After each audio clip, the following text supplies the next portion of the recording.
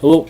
The Bible as scientific literature, and sometimes as unscientific or anti scientific literature, is something that's been with man since the books that make up the Bible existed. Humans have used the Bible to explain a lot of things, and unfortunately, it's really been a mis-explanation, a misunderstanding of what the information is, a misrepresentation of what the information is, and a lack of understanding on the person's part to begin with.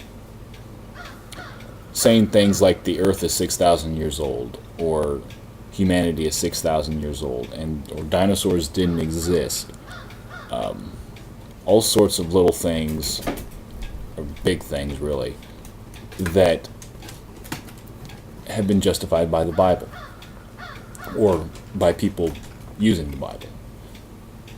However, with things like creation, I really don't know what to say about that, except when it says the earth was formless and void without form.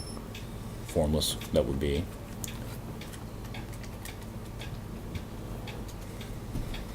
Chaos, darkness was originally that first point of the Big Bang.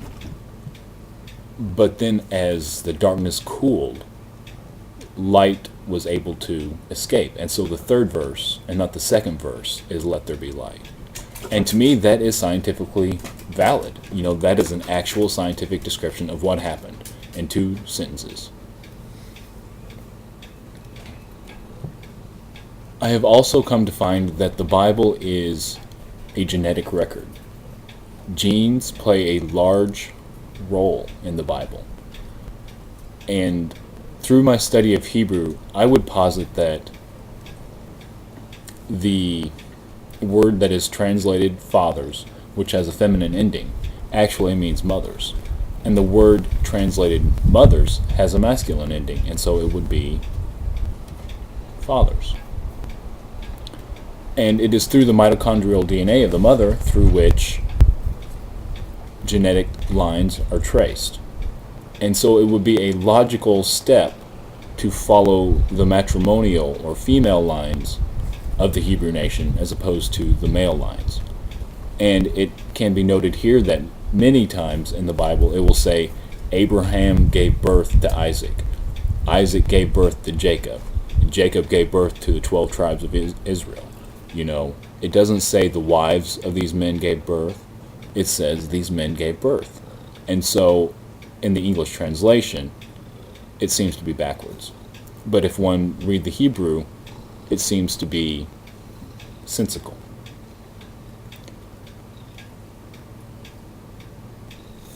The idea of Christ, to me, is also a very scientific point. The idea of, like the wind that comes and goes as it pleases, you only know it was there until after it's gone. They say that about Christ. To me, that's the Heisenberg uncertainty principle. You cannot know its location and its speed at the same time. The mathematical quality with which the process of life is described is very clear, and it's very profound as well, because it's a synthesis of not only numbers and facts and figures, but also, as in martial arts, nature, the very fabric of nature is infused into the movements itself, and that becomes the living word. And that is the true science of life, the mathematics of life. And the Bible itself is just part of that, like everything is. Whether you like it or not, everything has a part in the fabric of everything. And so these ideas are not relegated to the Bible. It is not a biblical idea. I am not supporting the Bible as the science book or the book of scripture, but I use it as an example to say perhaps new science is not really all that new, or perhaps the science they call science isn't really science, and perhaps a more natural view, a taking stock of what is already here as scientific evidence of what actually works.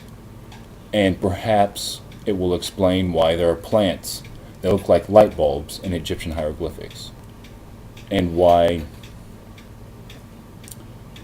certain things like crystals seem to have actual scientific miracle abilities. Why nature doesn't really get sick.